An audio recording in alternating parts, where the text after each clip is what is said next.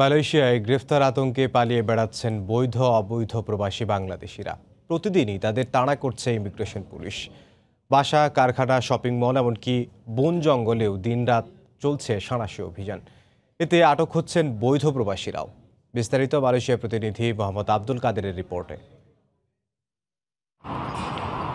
মালয়েশিয়ায় বসবাসের বৈধ কাগজপত্র থাকার পরও প্রতিনিয়ত আটক হচ্ছেন বহু প্রবাসী বাংলাদেশি। বর্তমানে মালয়েশিয়ায় আউটসোর্সিং কোম্পানির অ্যাপ্রুভাল বন্ধ থাকায় নামবিহীন দালালের মাধ্যমে বৈধ হয়ে অন্যত্র কাজের মধ্যেই জেলে যেতে হচ্ছে তাদের। দেশটির আইন অনুযায়ী যে মালিকের নামে ভিসা করা হয় সেই মালিক ব্যতীত অন্যত্র কাজ করলেই তাদেরকে অবৈধ হিসাবে গণ্য করা হয়। আর তাই চলমান অভিযানে আতঙ্কে ভুগছেন প্রবাসী শ্রমিকরা। সারাদিনে এত কষ্ট করে কাজ করে যে করে আপনার যে রুমে যে করে দুটো সাইডে খেয়ে আবার দৌড় মারতে হয় বন জঙ্গলে। সাধারণ প্রবাসী যারা মালয়েশিয়াতে আছে তারা খুবই আতঙ্কের ভিতরে দিন কাটাচ্ছে।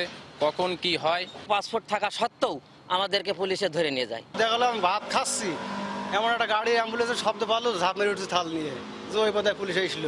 এর মধ্যে অভিযোগ উঠেছে হাজার হাজার রিঙ্গিত লেবি ফি জমা দিয়েও কাঙ্ক্ষিত ভিসা স্টিকার পাচ্ছেন না শ্রমিকরা। 10,000 রিঙ্গিত দিছি, আমরা 12,000 রিঙ্গিত দিছি, তারপর আমাদেরকে আজকে 5 বছর ব্ল্যাক লিস্ট মেরে দিচ্ছে। পারমিট করতে যাচ্ছি, মালয়েশিয়া ইমিগ্রেশনের কাছে আমরা বিভ্রান্ত হচ্ছি।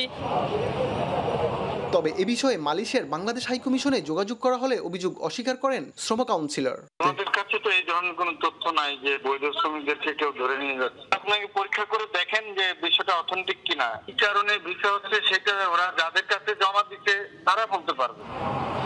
মালয়েশিয়ায় বসবাসরত অবৈধদের বৈধতায় ঘোষিত সাধারণ ক্ষমার মেয়াদ শেষ হয় গত বছরে 30 জুন। চলতি বছরের জানুয়ারি থেকে মালয়েশিয়ার বিভিন্ন জায়গায় অভিযানে আটক করা হয় প্রায় 35,000 অবৈধ অভিবাসীকে। যাচাই বাছাই শেষে গ্রেপ্তার করা হয় বাংলাদেশি সহ বিভিন্ন দেশের প্রায় 10,000 অভিবাসীকে। দেশের অর্থনীতিতে বছরের পর বছর অবদান রেখে যাচ্ছে এসব রেমিটেন্স যোদ্ধারা। দেশের উন্নয়নের মহাশক্তি রেমিটেন্স যেমন দেশের জন্য প্রয়োজন, ঠিক তেমনি রেমিটেন্স যোদ্ধাদের সুযোগ সুবিধাও দেখার দায়িত্ব সবার। তাদের প্রত্যাশা বাংলাদেশ দূতাবাস সহ সংশ্লিষ্ট ঊর্ধ্বতন কর্তৃপক্ষ যদি এসব সমস্যা সমাধানে এগিয়ে আসে তাহলেই উপকৃত হবে এসব শ্রমিকরা। মালয়েশিয়ার সেরাং থেকে মোহাম্মদ আব্দুল কাদের, সময় সংবাদ।